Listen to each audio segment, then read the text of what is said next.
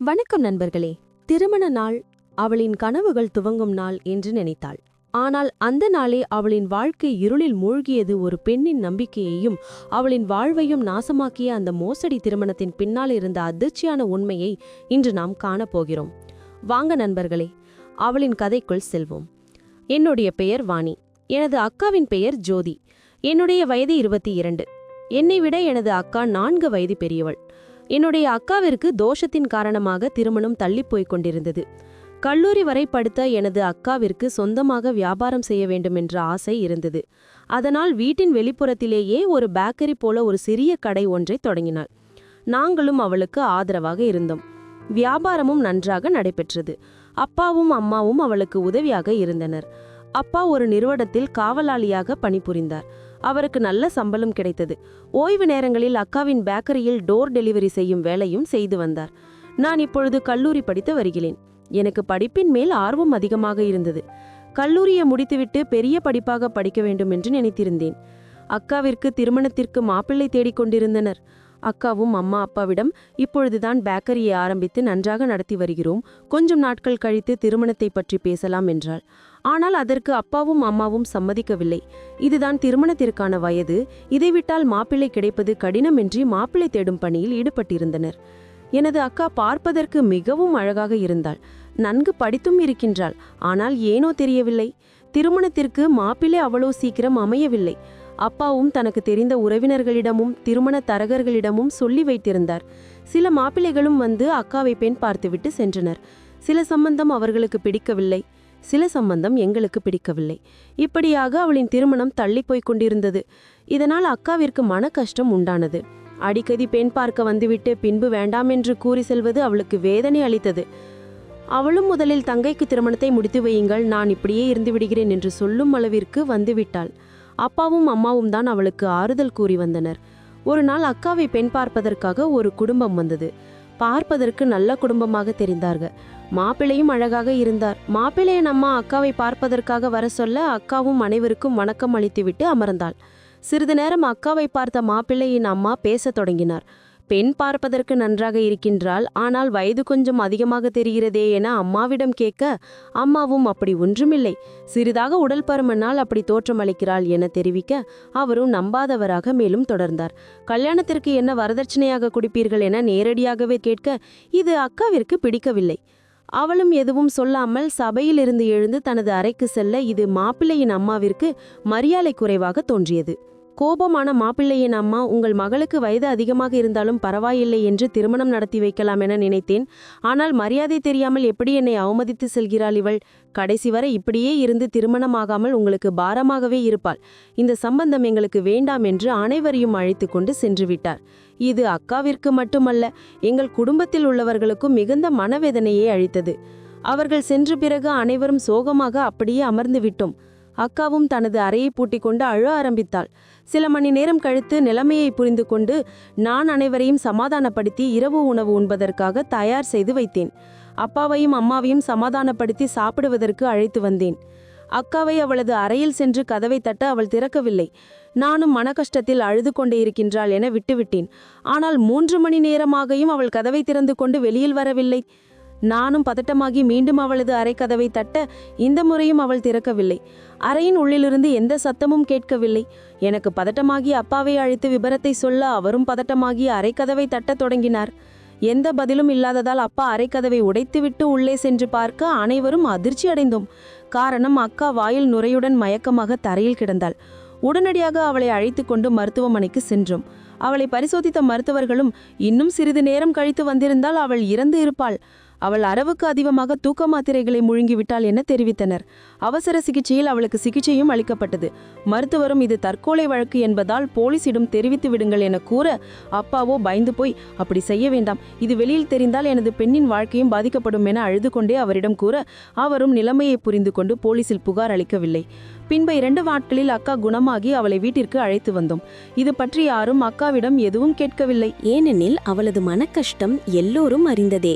நான் மட்டும் அவளுக்கு அறிவுரை கூறினேன். என்னை சென்ற பிறகு அப்பா அம்மாவை பற்றி நினைத்து பார்த்தாயா என திட்டவும் செய்தேன்.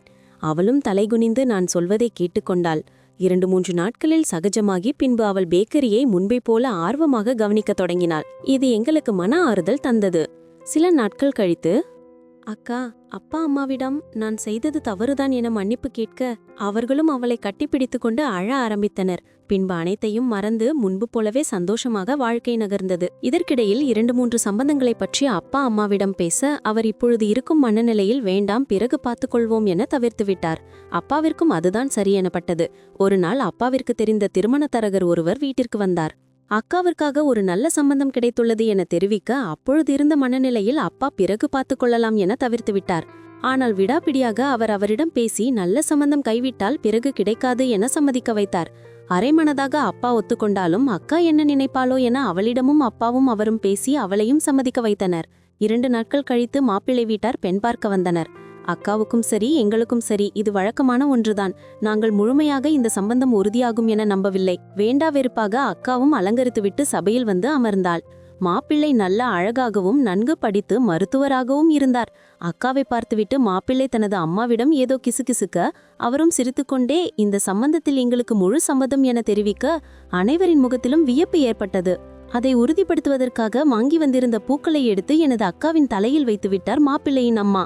அக்கா வெட்கத்தால் சிரித்துக்கொண்டு வணக்கம் வைத்துவிட்டு தனது அறைக்கு சென்று விட்டாள். நாங்களும் மிகவும் சந்தோஷமடைந்தோம். பிறகு வரதட்சணையை பற்றி பேச அவர்கள் 3 நாட்களுக்கு பிறகு எங்கள் வீட்டிற்கு வாருங்கள், பேசிக்கொள்வோம் என சென்றுவிட்டனர். இந்த 3 நாட்களும் அக்கா மிகவும் சந்தோஷத்துடன் காணப்பட்டாள். நாங்களும் 3 நாள் கழித்து மாப்பிள்ளை வீட்டிற்கு சென்றோம். வீடு மிக பிரம்மாண்டமாக இருந்தது. நல்ல வசதியுடையவர்களாகவும் இருந்தனர். மாப்பிள்ளையின் அம்மா அன்பாக வரவேற்று நல்ல முறையில் கவனித்தார். பின்பு அவர் அப்பா அம்மாவை அழைத்து, நானும் வியாதியால் மிகவும் கஷ்டப்படுகிறேன், எந்த நேரத்தில் என்ன நடக்கும் என்று சொல்ல முடியாது, உங்களால் எவ்வளவு சீக்கிரம் திருமணத்தை நடத்த முடியுமோ அவ்வளவு சீக்கிரம் நடத்தி வைத்து விடுங்கள் என தெரிவித்தார். அம்மாவும் அப்பாவும் ஒருவருக்கொருவர் பார்த்துவிட்டு அவரிடம் கொஞ்சம் சமயம் வேண்டும், இப்பொழுது இருக்கும் சூழ்நிலையில் எங்களால் வரதட்சணை ஏற்பாடு செய்வது சற்று காலதாமதம் ஏற்படும் என தெரிவித்தனர். மாப்பிள்ளையின் அம்மா, எங்களுக்கு வரதட்சணை எதுவும் வேண்டாம், உங்களின் பெண்ணை கட்டிய புடவையோடு அனுப்பி வைத்தால் போதும், உன் பணத்திற்கு எங்களிடம் எந்த குறையும் இல்லை, திருமணமும் பிரம்மாண்டமாக நடத்த வேண்டும் என்ற அவசியம் இல்லை, சீக்கிரம் திருமணம் செய்து வைத்தால் போதுமானது என அவர் தெரிவிக்க அவரின் பதிலை கேட்டு அப்பாவும் அம்மாவும் மகிழ்ச்சி அடைந்தாலும் தங்களுக்கென்று ஒரு கடமை உள்ளது. வரதட்சணை இல்லாமல் எப்படி திருமணம் செய்து வைப்பது என அவரிடம் கூற அவரும் வரதட்சணை வேண்டாம் என்று முற்றிலுமாக மறுத்துவிட்டார். எனது அப்பாவும் அரைகுறை மனதாக சம்மதித்து அந்த வீட்டை விட்டு வந்தோம். அம்மாவும் அப்பாவும் மாப்பிள்ளை வீட்டார்கள் எவ்வளவு நல்லவர்களாக இருக்கின்றார்கள் என பெருமையாக பேசிக்கொண்டார்கள். சில நாட்களிலேயே திருமணத்திற்கான அனைத்து ஏற்பாடுகளையும் செய்து கொண்டிருந்தோம். அவர்கள் சொன்னது போலவே பக்கத்தில் இருக்கும் ஒரு கோவிலில் மிகவும் சாதாரணமாக திருமணம் நடைபெறுவதாக இருந்தது. திருமணத்திற்கு அக்காவை அலங்கரித்து கோவிலுக்கு அழைத்துச் சென்றோம். அக்கா மணப்பெண் அலங்காரத்தில் தேவதை போல காட்சியளித்தாள்.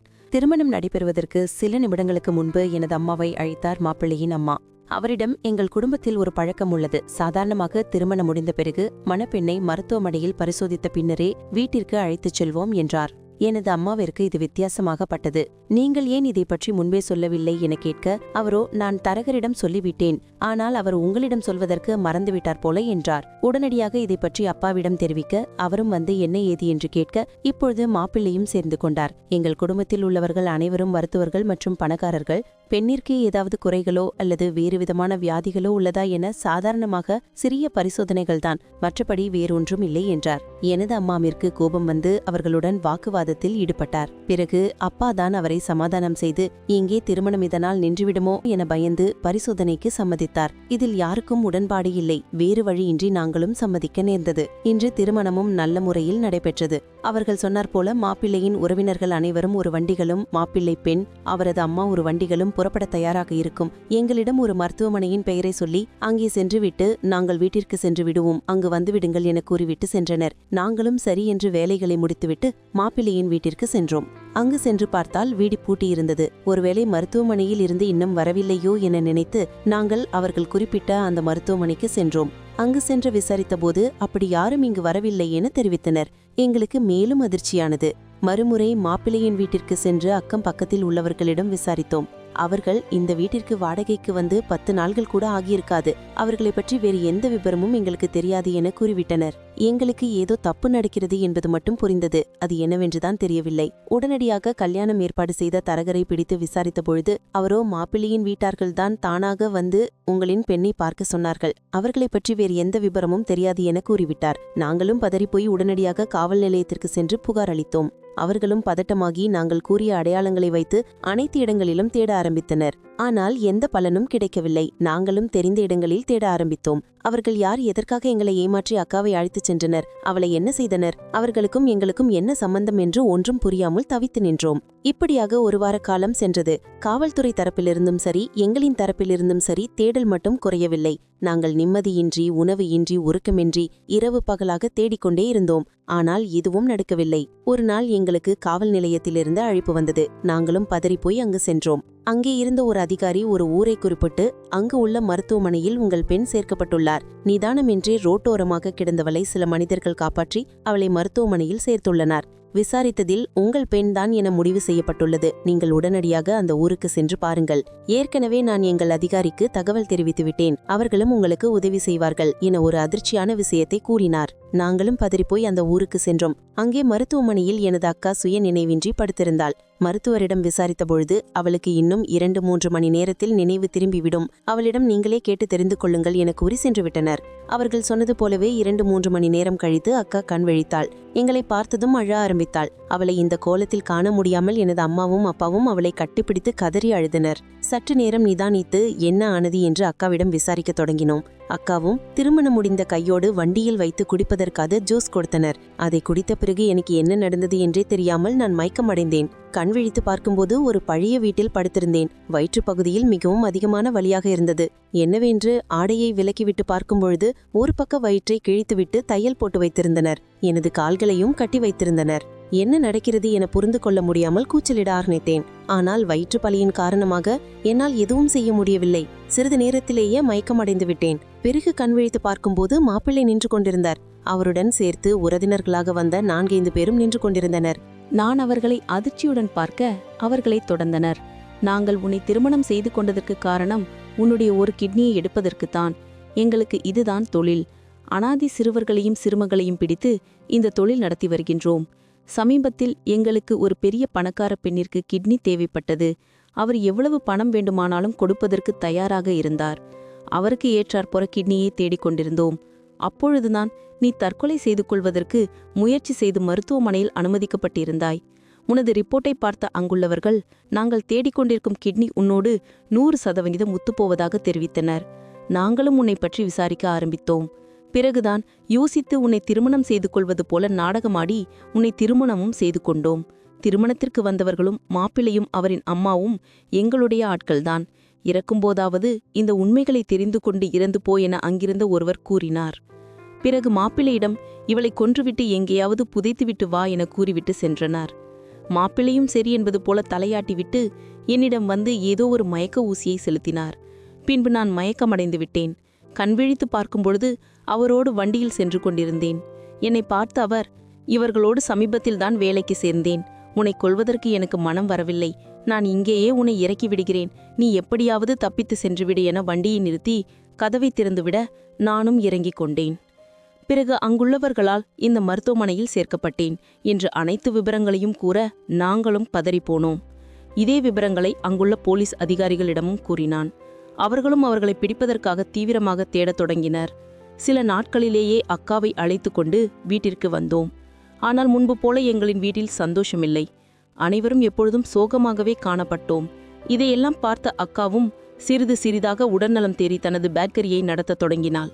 அப்பாவிடமும் அம்மாவிடமும் கையெடுத்து கும்பிட்டு இனிமேல் எனது கல்யாணத்தை பற்றி வாயை திறக்கியதீர்கள் என கூறிவிட்டாள். அவர்களும் உனது இஷ்டம் என விட்டுவிட்டனர். அக்காவும் முன்பை விட அதிகமாக உழைத்து பேக்கரியை நன்றாக வளர்த்தார். போலீசாரும் 6 மாதங்கள் தேடுதலுக்கு பிறகு அந்த கூட்டத்தை சேர்ந்த அனைவரையும் பிடித்தனர். அக்காவிடம் அடையாளம் காட்டுவதற்காக அழைக்க அவளும் சென்று அடையாளம் காண்பித்தாள். அவர்களுக்கும் தண்டனை கிடைத்தது. நானும் கல்லூரி படிப்பு முடித்து பெரிய படிப்பாக படித்து ஒரு நிறுவனத்தில் வேலைக்கு சேர்ந்தேன். அங்கு ஒருவரை காதலித்து திருமணமும் செய்து கொண்டேன். ஆனால் அக்கா திருமணம் செய்ய முற்றிலும் மறுத்துவிட்டாள். எங்களுக்கும் 2 குழந்தைகள் பிறந்தன. அந்த குழந்தைகளையும் அக்காதான் இப்பொழுது பாசமாக வளர்த்து வருகிறாள்.